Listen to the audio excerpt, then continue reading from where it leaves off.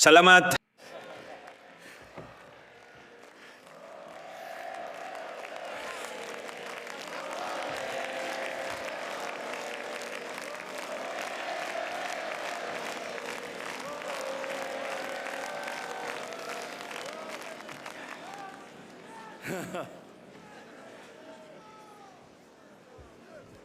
Magandang gabi sa inyong lahat.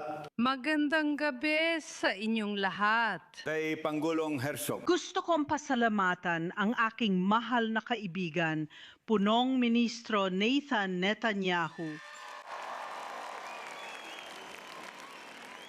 Kay Pangulo ng NESA, Amir Ohana. Ang Knesset, Speaker ng Kapulungan, Ohana, at lahat ng mga kagalang-galang na panauhin na narito at lahat ng nag-imbita sa akin sa mahalagang seremonyang ito. Ngayon, ako ay pinararangalan na narito bilang Pangulo ng Republika ng Argentina. Kasama kayo sa ika-78 araw ng kalayaan ng Estado ng Israel, isang estadong napakabata ng isang bayang napakatanda na.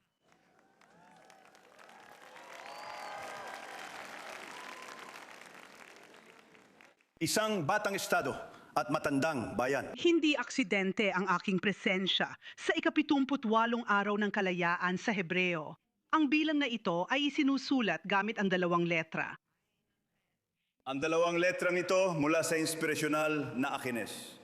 Walang hanggang kalayaan, kalayaang walang hanggan, na siyang aking pinakamataas na mithiin at isa pang kahulugan, dakilang kaibigan. Isang pahayag na sumasalamin sa malalim na pagkakaibigan ng ating 2 dakilang bansa. Malalim ang aking pasasalamat sa pagkakataon. Nasindihan ang isa sa mga sulo. Nagpapasalamat ako na bigyan ng pagkakataong may abot ang isa sa 12. Kumakatawan sa 12 sulo na iyon. Kumakatawan sa mga tribo ng sambayan ng Israel. At ang lalo pang nagpapabukod tangi sa sulong ito ay ito ang huli, ang pinakamahalaga sa buong siklo na iyon.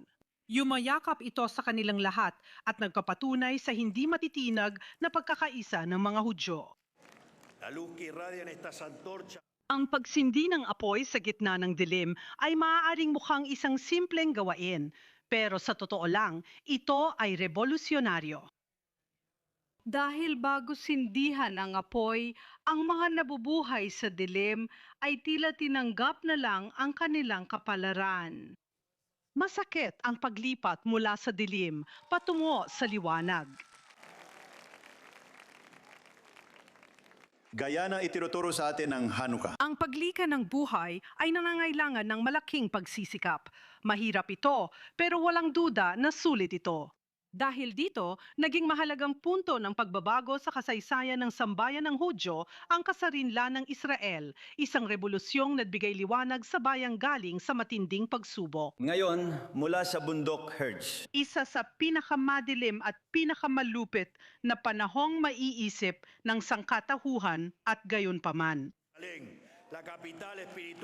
Sa sandaling payagan ng mga kondisyon. Sinabi namin na ililipat namin ang aming embahada para sa mismong dahilan na ito ngayon sa banal na lugar na ito.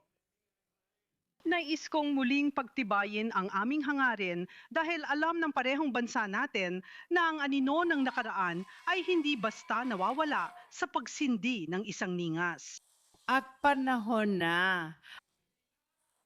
At para sa karanalan ng Estado ng Israel.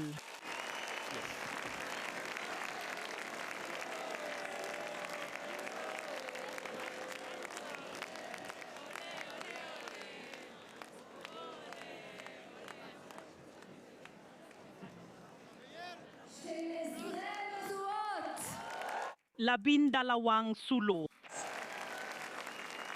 Mabuhay ang kalayaan.